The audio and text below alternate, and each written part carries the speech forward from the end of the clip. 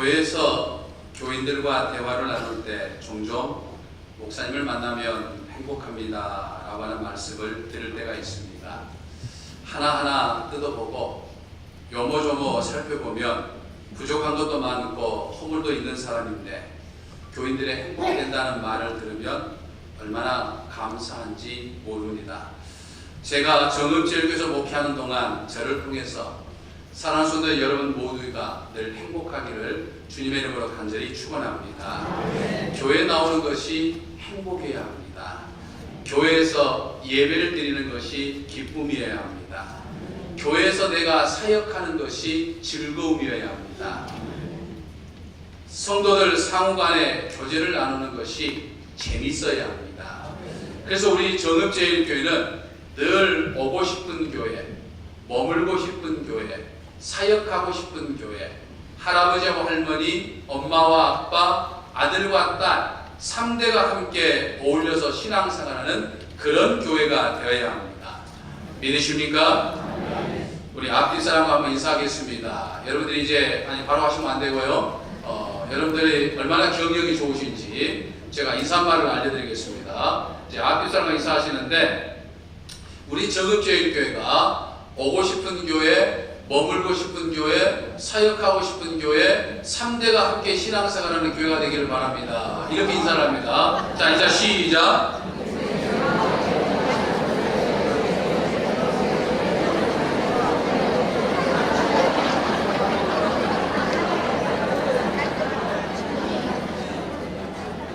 어떻게 인사를 잘 하시는가요? 네, 어려우면 다시 한번 인사하겠습니다. 그런 교회로 만드십시다. 아멘.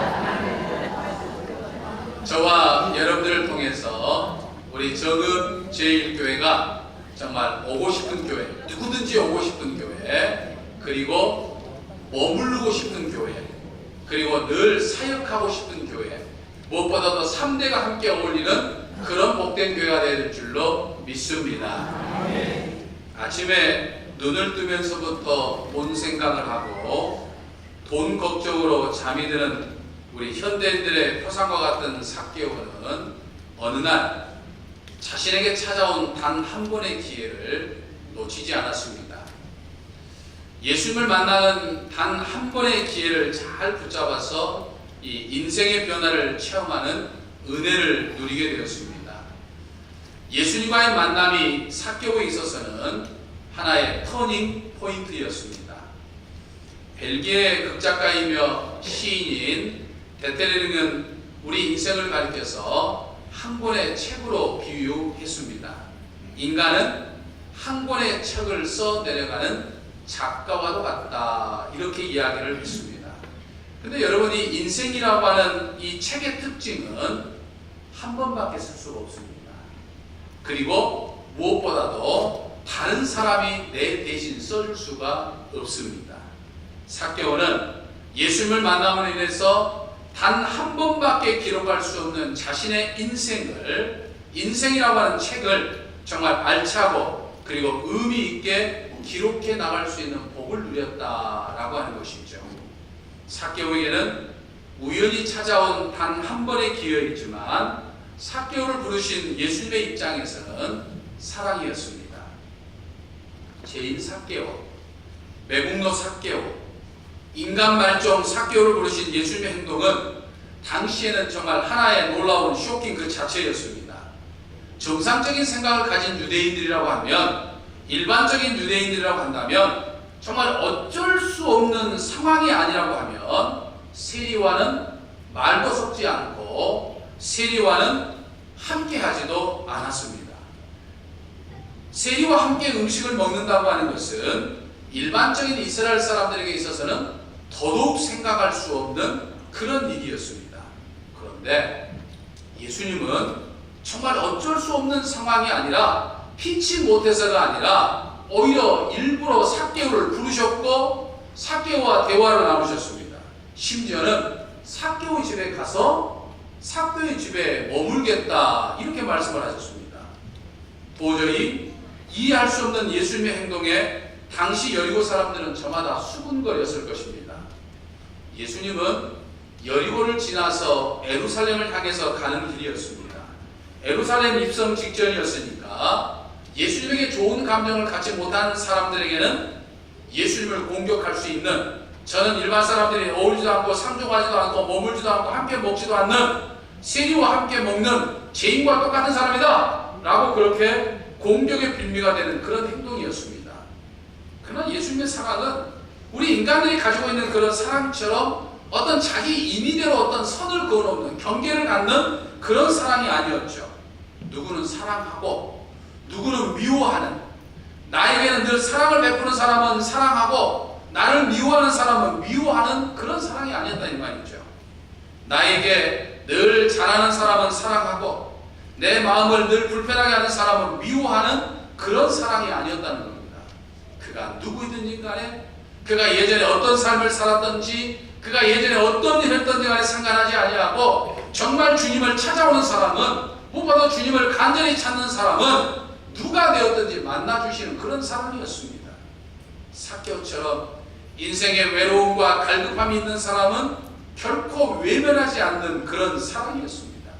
그러니까 우리 예수님의 사랑은 한마디로 말하면 계산하지 않는 사랑이에요.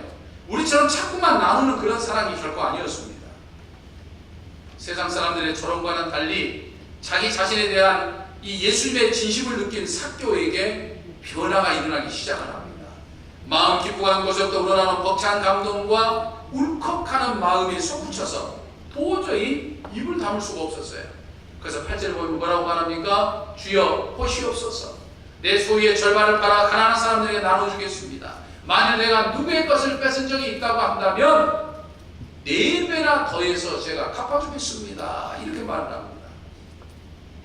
여러분, 이 삭개오의 이 발언 역시 예수님이 당시 죄인으로부터 멸시받던 세리 집에 머무는 것 이상으로 아주 돌발적인 발언이고 아주 쇼킹한 발언이었습니다. 돈의 노예가 되어서 부모의 기대를 저버리고 민족을 배반하면서까지 악착스럽게 돈을 모았던 삭개오 아니었습니까? 그런 그가 자신의 재산을 절반을 내어놓고 혹여나 손에서 뺏은 것이 있다고 한다면 4곱절이나 갚겠다고 하니 이건 도저히 상상할 수 없는 일이 지금 삭개오에게서 일어나고 있는 거예요. 유대인들의 율법에 의하면 다른 사람에게 재산상의 피해를 주면 그 피해에게 5분의 1을 더해가지고 보상을 해줘야 하는 것이 유대인들의 율법이었습니다. 예를 들면 내가 타인에게 50만 원의 상당의 피해를 주었다고 한다면 그 피해액인 50만 원에 이제 50만 원의 5분의 1이 얼마입니까? 10만 원을 더해가지고 60만 원을 보상해 주어야 하는 것이 유대인들의 율법입니다. 근데 삭개오는 지금 피해액의 5분의 1이 아닌 4배를 배상한다는 거예요. 그러니까 만약 50만 원을 자기가 속에서 뺏었다고 한다면 60만 원을 돌려준다는 것이 아니라 얼마를 돌려준다는 이야기입니까? 200만 원을 돌려주겠다. 지금 이렇게 지금 이야기합니다. 이게 무엇을 의미합니까? 삭개오가 변화하고 있다고 하는 것을 이야기합니다.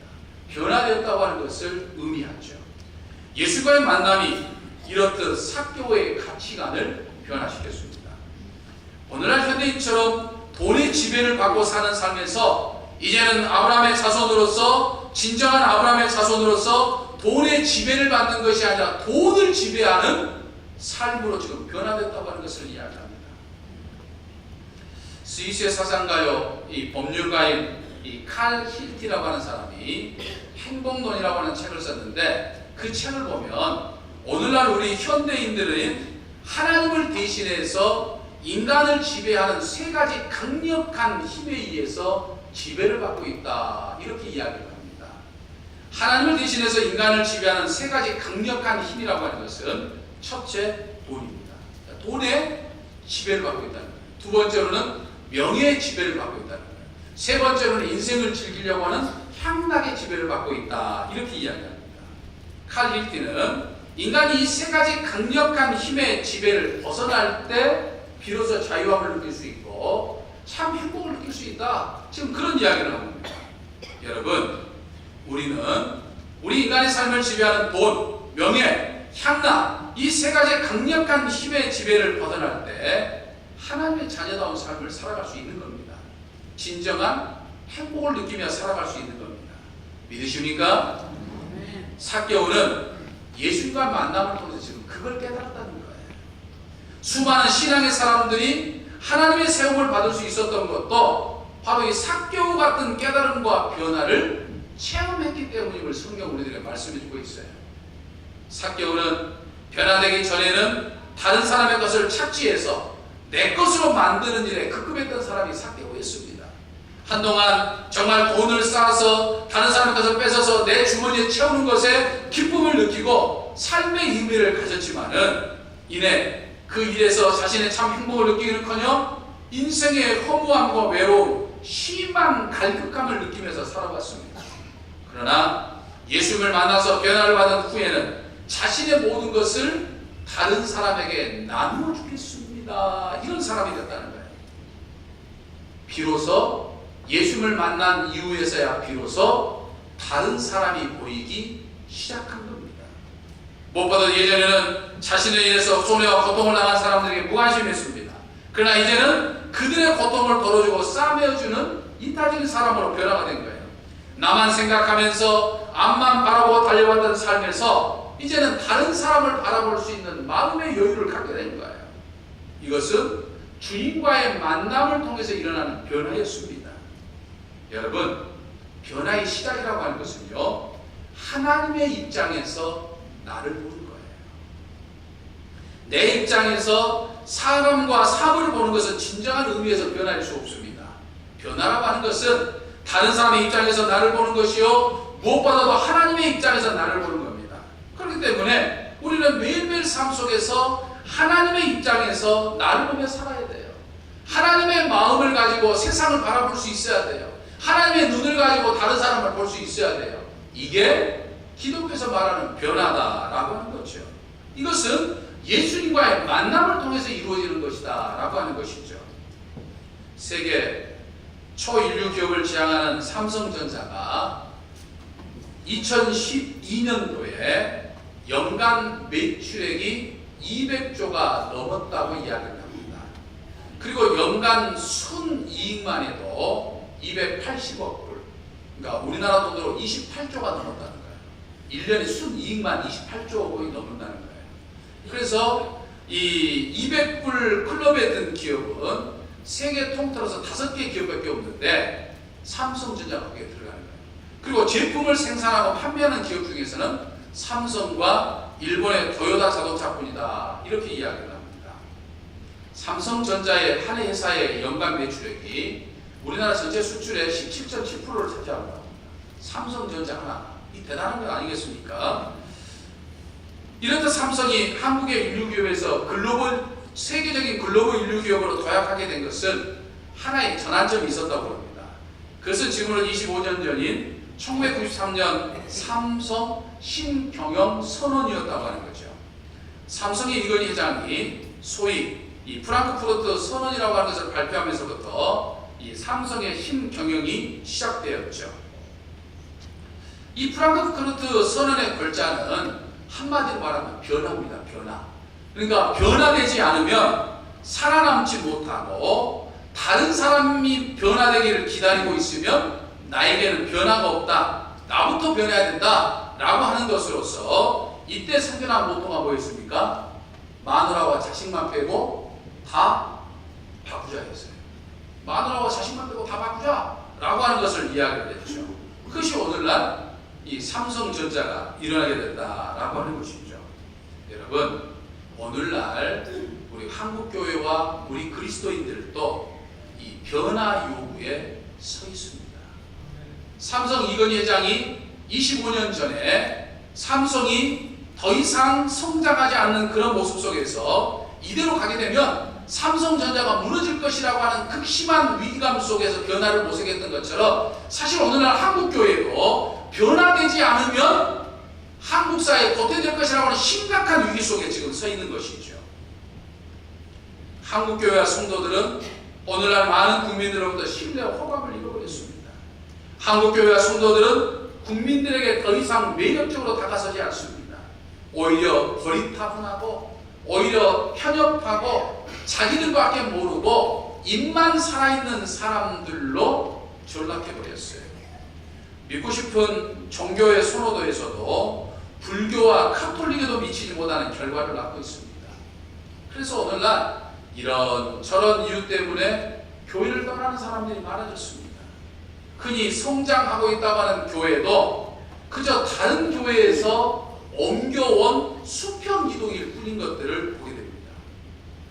이제 한국교회와 우리 믿는 사람들은 예수 그리스도와의 진정한 만남을 통해서 삭개오처럼 변화되어야 할 시점에 서 있다라고 하는 것이죠. 여러분, 우리 기독교는요, 변화를 일으키는 종교입니다. 믿으십니까? 믿으십니까?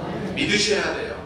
예수 그리스도를 내가 만남으로 인해서 예수 그리스도와 영적 교제를 누림으로 인해서 내 옛사람은 죽어야 됩니다.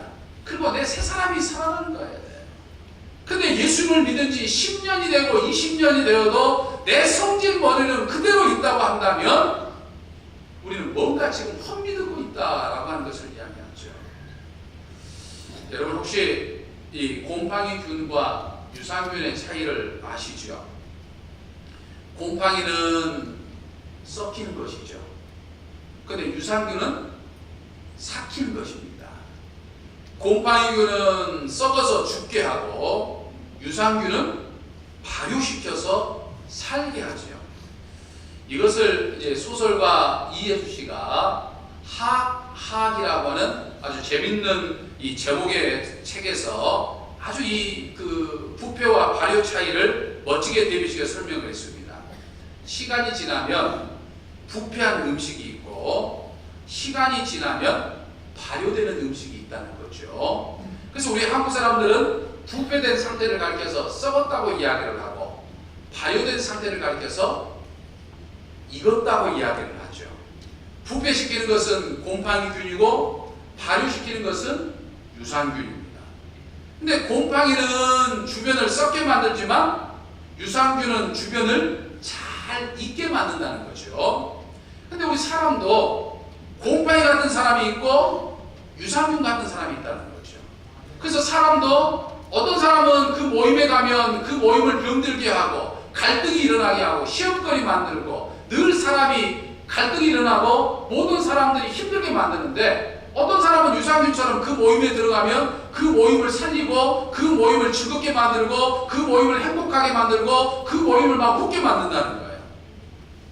그러니까 오늘 우리 그리스도인들의 삶이라고 하는 것은 곰팡이균 같은 삶이 아니라 유산균 같은 삶이 되어야 된다라고 하는 것을 지금 의미하고 있는 것이죠.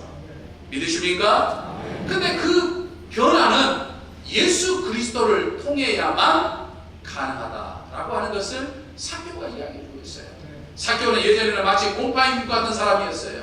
동족들의 피를 빨아먹는 곰팡이, 공동들의 삶을 늘 피폐하게 만드는 마치 곰팡이 같은 삶이었습니다. 근데 예수님을 만난 후로 그는 다른 사람을 바라보고 다른 사람을 생각하고 다른 사람을 살리는 유산균 같은 삶을 살게 되었다라고 하는 것을 지금 보여주고 있는 거예요. 이 삭개오의 변화를 오늘 말씀으로 우리에게 말씀해주고 있는 것을 볼 수 있습니다.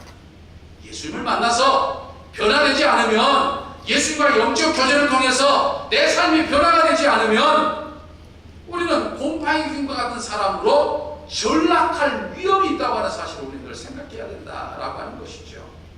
그러므로 사랑하는 성도 여러분, 오늘 예수 그리스도와의 만남을 통해서, 오늘 예수님과 예배를 드리는 이 만남을 통해서 여러분들의 삭개오처럼 변화의 역사가 일어나는 저와 여러분이 되시기를 주님의 이름으로 간절히 축원합니다.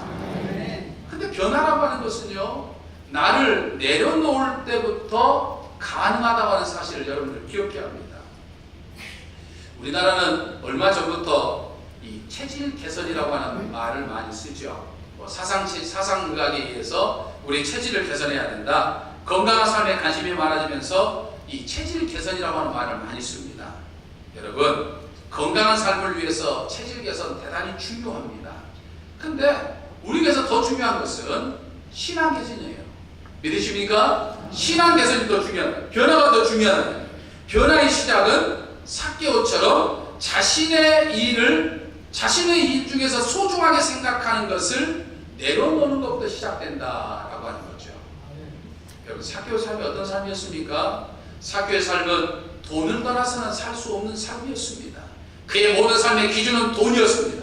돈을 통해서만 세상을 보았고 돈을 통해서만 사람들을 보았습니다. 돈이 자기 인생의 모든 의미였어요. 그런데 예수님을 만나 변화를 받은 후에 그의 첫 마디가 뭐였어요? 자신의 인생에서 가장 중요하게 생각한 것, 자신의 삶을 붙잡고 있는 것부터 내려놓겠다는 거예요.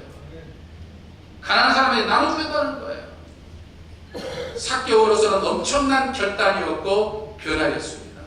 변화라고 하는 것은요, 내가 소중하게 생각하는 것부터 내려놓을 때 가능합니다.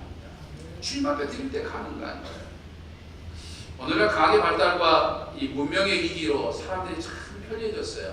그렇죠. 오늘날 얼마나 많이 사람 삶이 참 편리해졌습니까? 자, 그러다 보니까 우리 신앙생활도 참 편리성을 추구합니다.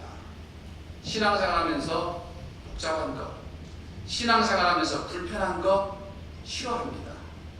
그래서 한국교회에서는 헌신이 점점 사라지고 있어요. 헌신하고자 하는 것이 없어요. 기도하지 않고 응답받기를 원합니다. 하나님과 교회를 위해서 헌신하지 않으면서 형통하기를 원해요. 봉사하지 않으면서 인정받으려고 합니다. 교회 사역을 위해서 예배에 1시간 투자하기 힘들면서 형통한 삶을 살려고 하는 것이 오늘날 한국교회들이 가지고 있는 마음이에요. 그런데 그것은 하나님 앞에 축복받기 어려운 것이다 라고 하는 것이죠.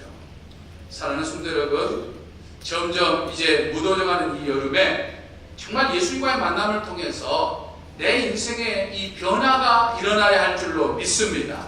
예수님과의 뜨거운 만남을 통해서 정말 변화의 역사가 일어나요. 내 인생의 터닝 포인트가 예수님과의 만남을 통해 일어나야 되는 거예요. 예수님과의 만남을 통해서 내 삶과 내 가정이 변화받는, 그래서 하나님이 주시는 은혜를 정말 우리가 충만히 누리는 삶을 살아야 된다라고 하는 사실이죠. 사랑하는 성도 여러분, 우리 정읍제일교회가 앞으로 해야 할 일들이 참으로 많이 있습니다. 믿으십니까?